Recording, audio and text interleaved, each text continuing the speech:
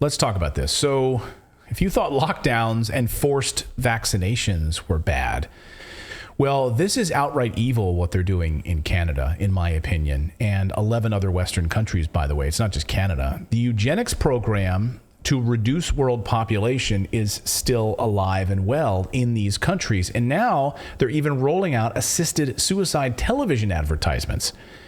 So is life too hard for you? Got high credit card debt? Maybe you can't pay your car bills right now, your student loan bills or your car loan bills. Well, no problem. We've got a solution for you. This is a real advertisement for a retail company in Canada. Watch.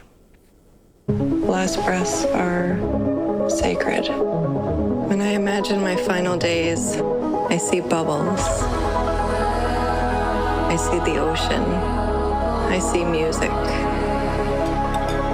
Even now, as I seek help to end my life, there is still so much beauty. You just have to be brave enough to see it. Yeah, so she's no longer with us. All is beauty. Wow, they're making it trendy. Yeah, very trendy. That's his part. They're spending money on advertising to say to you, hey, if you're depressed, you're anxious. You can tap out. You can tap out now. Tap out. We support this. This will help the global population problem that we think we have. Right? This is part of the plan. So since 2016, I mean, it's absolutely evil. It gives me chills thinking about this. This is what we're facing right now. It's incredibly disturbing. Since 2016, Canada's medical assistance in dying, that's what it's called, medical assistance in dying, or MAID, M-A-I-D, their laws have allowed severely or terminally ill and disabled people to choose to die by either euthanasia, legal drugs administered by a physician, or physician-assisted suicide, which typically entails a provider that is prescribing lethal drugs and then a patient takes them independently. So listen to these numbers. More than 10,000 Canadians died this way last year, up 32% from 2020, and accounting for 3.3% of all deaths in Canada. That's a staggering number. Yeah. 3.3% of all deaths. Yeah. And if you think about it, it's already the most lax in the world. Canada is already the most lax in the world. The measures are set to grow even more permissive. Starting next March, the country will allow people suffering solely from mental illness to seek euthanasia. As we've been reporting here on the show. Of course, we've been covering this Mental Illness Act, part of it, which is going to roll out in March of 2023. So this dispatch from dispatch.com, here's an interesting take. They published this piece this morning, and I want to read it to you. So don't worry about trying to follow along here. But I'm going to read this to you. Opponents of the laws argue they diminish the lives of people with disabilities and can create pressure on people to kill themselves. Persons with disabilities may decide to end their lives because of broader social factors such as loneliness, social isolation, and lack of access to quality social services. United Nations officials wrote in a letter to Canadian leaders last year warning the country's expanding MAID laws could violate the UN's Human Rights Declaration. A social assumption might follow or be subtly reinforced that it's better to be dead than to live with a disability. You think? Yeah, and that's already happening. So here's a few examples from this dispatch piece. Such concerns are not hypothetical. Roger Foley, hospitalized with a degenerative brain disorder in Ontario, recorded a conversation with a hospital director of ethics earlier this year in which his ethicist reminded him in a stay at the hospital that it would cost north of $1,500 a day. That's like a dog. Like literally, do you want to pay the cost of caring for this dog or put them down? Yeah. Like you have these conversations with a vet. But humans are not dogs, right? So according to Foley, hospital staff raised the idea of assisted dying, unprompted. Like the hospital administrator, the director just brought it up. It's like, hey, I know this is going to be expensive. Here's an idea. Or you could not. Or you could just die. We got ways for that. We've got ways. That's crazy. Canadian Sheila Elson, whose adult daughter, Candace Lewis, has several medical conditions, including cerebral palsy, said in 2016, a doctor brought up assisted suicide for Lewis in front of the young girl and told Elson that she was being selfish when she rejected the idea. You're being selfish to not let your daughter die, and we can take care of her right now. All we need to do is just fill out some paperwork and go down the hallway. We can get this taken care of for you. That, you know, that your daughter that has cerebral palsy, we can take care of that for you. There was an episode of Scrubs where they made fun of this. Like, what if we did this like animals? You know? Yeah. Like how you would put down a horse with a shotgun, right? Yeah. And in the sort of scene, JD, the doctor, he's like, I don't like the looks of that leg, Mr. Johnson. Right? Like, Right. It's as if it's so ridiculous that we should only talk about comedy. this in parody. Right. This is like a Monty Python sketch or a Scrubs sketch, right? Like Yeah. this is real. This is Canada. And it's happening in other countries as well. Like I said, 11, Switzerland expanding, Belgium expanding. Well, we've been covering the new eugenics program on this show for a while. Many people wrongly believe that the government-assisted eugenics ended after World War II. It didn't. It is alive and well with just a bit of rebranding in 2022. So it's still here. As we've talked about on this show, this all has its roots in Malthusian policies. So this is Thomas Malthus. He was an English cleric who believed in population control, the idea that the world can't handle so many people. It gave rise to the eugenics programs in the early part of the last century. They were able to say, hey, we've got, you know, what he's saying is really troubling because we're going to run out of food. We've got to start putting people down. We've got to start making sure that people can't breed again. And also they wanted to selectively breed out undesirable traits in humans such as Crime, criminals, theft. Yes, yeah. People poverty. who scored low on tests, people who had disabilities, people And they actually thought that they could breed out poverty, as if somehow poverty is like a part of your genetic DNA, right? That you could breed out people who just can't make money. Actually, though, the wealthiest American families were poor within 3 to 5 generations. For instance, the Vanderbilts, who today would be wealthier than Bill Gates by some estimates, within 3 generations, that generational wealth was gone. Because the kids, they didn't understand how. So the idea that you could continue to breed wealth has been disproven. So I don't know how you could then use it to think that you could breed out poverty. So the American eugenics movement embraced negative eugenics with the goal to eliminate undesirable genetic traits in the human race through selective breeding. Basically, the United States would push you off into camps where you would be sanitized and sterilized, right? So you couldn't breed, and they would kill you off. Never to breed again, never to be a part of the problem again. What's interesting about this is that these are things that breeders do with animals, right? They only breed the strongest for certain things and certain traits. That's been understood. But humans are the only species which takes extra care of innately, we take extra care of our weakest. It's just something in us. If somebody needs help, that's what makes us human. Whereas most species will sort of like push out of the nest, the one that's least viable. We don't do that. So this is what makes us human. So if we start to accept this, then we are fundamentally becoming less human. And this is exactly. Also, we aren't the same as animals to where like it takes many more generations for us to change than it does an animal. I think it's 10 generations you can have something completely different in an animal, but like what is that for humans? I don't know. I've never heard that.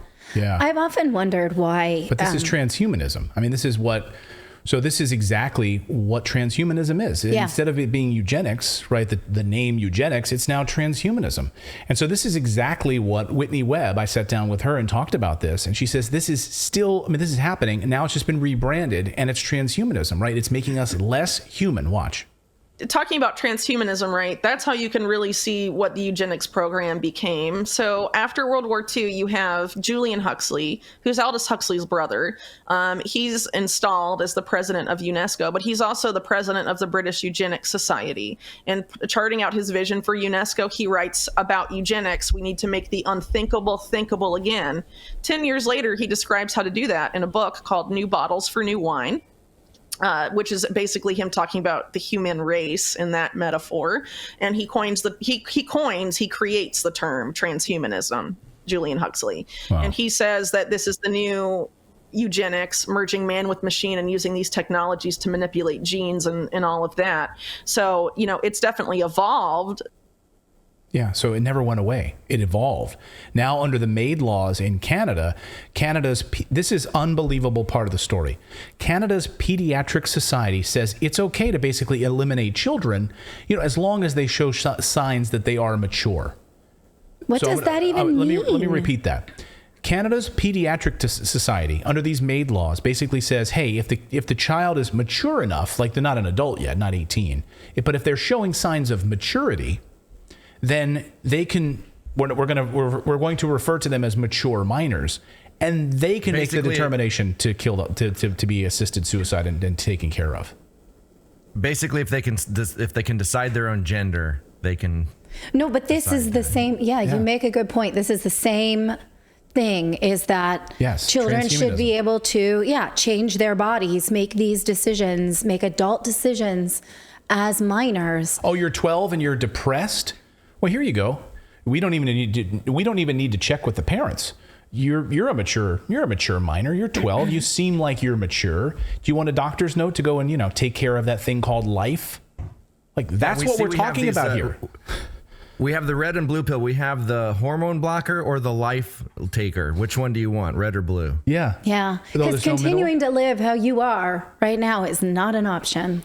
Unbelievable. Mature minors. It's an oxymoron, right? Well, at least crazy. I mean, I wasn't mature until I was in my 30s. Well, you're not, in fact, I'm because still not. Right. The process of myelination does not end until you're 30. So myelination is the process by which your brain sort of gets covered in what's like a phone wire, like this wire, think of it like a plastic. It sort of matures the brain. It starts at, right at the base of your neck and then moves forward to the prefrontal cortex. And that does not end until 30. And so how are you, that's why, like, a lot of us feel like you never had a conscious thought until you were 30. Yeah. I feel like that a lot of times. You didn't. You were like still maturing your brain. So how can you allow someone to make a decision that changes their entire future before this process is complete? So, well, the thing is, I was even thinking, like, why do we even let people get married before they're 30 if that's the case? Right. Like, these are things that I'm worried about, not like, shall I remove parts of my body? Yeah.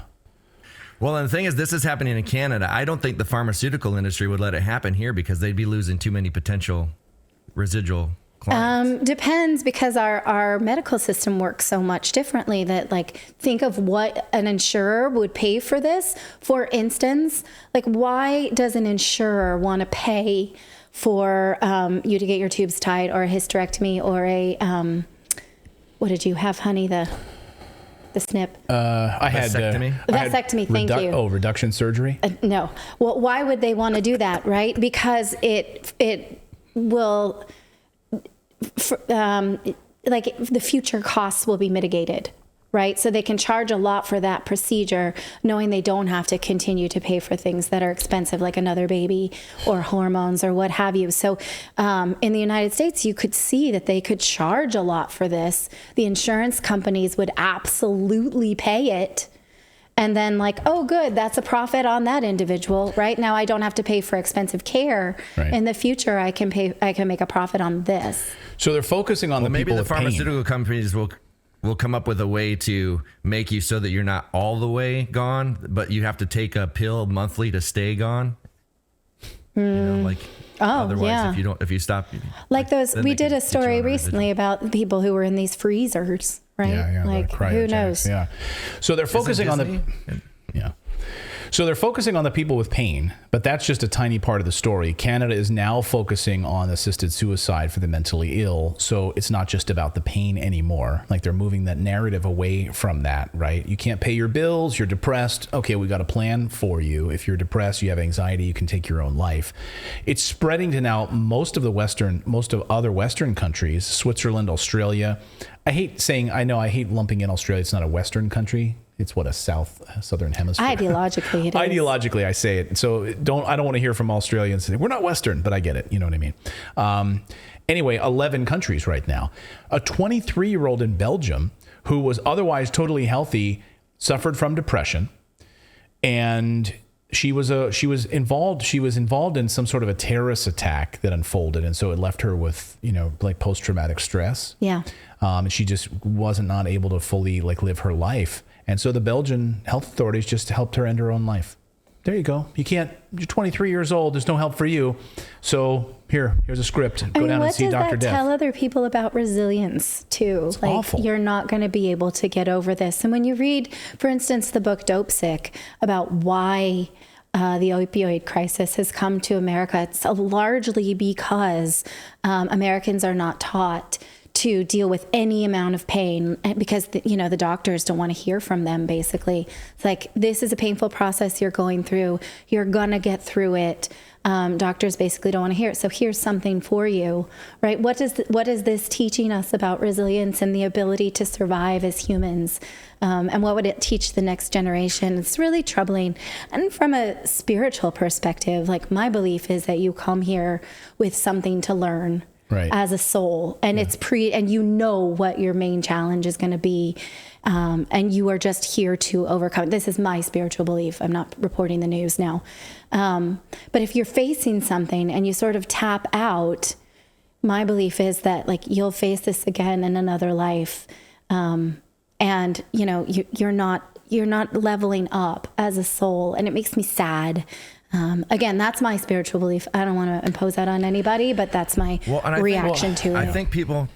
I think people put too much focus on, like, always being happy. There was I think it was Kids in the Hall did a movie about, like, this happy pill or something. You took it to constantly be happy. Brain candy. And so there's this thought brain candy. There's this thought in society that if you're ever depressed or ever sad, that's a bad thing. We have to figure out ways to not let you go there and stay happy all the time. And so it's just this pressure that if people aren't happy, they think there's something wrong with them. Right. It's like we have emotions for a reason. Didn't Buddha say, like, life is about suffering? Right. But I mean, we're here. I think that's what he said, right? Buddha said, I think. And so your whole journey is to be resilient, right? It's to overcome. It's to push through dark times. It's to grow. And that's like what we talk about in this show. You only grow through discomfort. I try to teach that to my kids all the time. You have to fall down on the ski slope, right, to learn how to ski. You have to get the bloody knee on the playground to learn, put one foot in front of the other. When you start a business, if you fail, that's how you become more resilient, to build a stronger business. So we have to come through these things together, and to be able to just, like, tap out because you've got depression. You're like, I'm done. Here you go, Canada. Here's your script. Go down and see Dr. Death down the street. He'll take care of it for you. Yeah. And another question is, why does this look so peaceful and nice? Yet in the United States, when someone's sentenced to the death penalty, we bungle that. We can't figure out how to let those people die nicely. Like, the drugs are all wrong. We have these stories out of Oklahoma where people are writhing in pain because they don't have, like, how come they get the crappier pills and then these people have nice pills? I wouldn't put it past them. So the United States pharmaceutical complex is going to be figuring out a way to make this as peaceful. You're going to start seeing television commercials in the United States. Mark my words. Like, that was a television commercial we showed you in Canada. You're going to be watching the NFL on a Sunday. You're going to be kicking back with your buddies, and there's going to be an ad that comes on after your Budweiser commercial. And it's going to be like, have you been depressed? See a doctor about taking your own life. We'll take care of it for you. Like, oh. When they'll be like, hey, not only can we help you, but our new drug will help you die COVID-free. Yeah. Well, there was a story in Switzerland about how there was a company that did something just like this with a pod, but you had to be vaccinated in order to use it. They would not take unvaccinated people. In the death pod. In the death pod. Yeah, that's not a joke either. So, can you imagine going into the death pod and finding out, like, you're like, wait a second, has anyone else used this before me? Because I'm like, you're kind of creeped out. That would be the thing. Like, wait, I'm going to end my life, but I'm creeped out that there was somebody else who ended his or her life before me in this pod. Like, that would be mud treatment. I can't do it. I can't. I can't do that. I can't. I don't want to catch COVID in the last few seconds. It's creepy. It's nasty.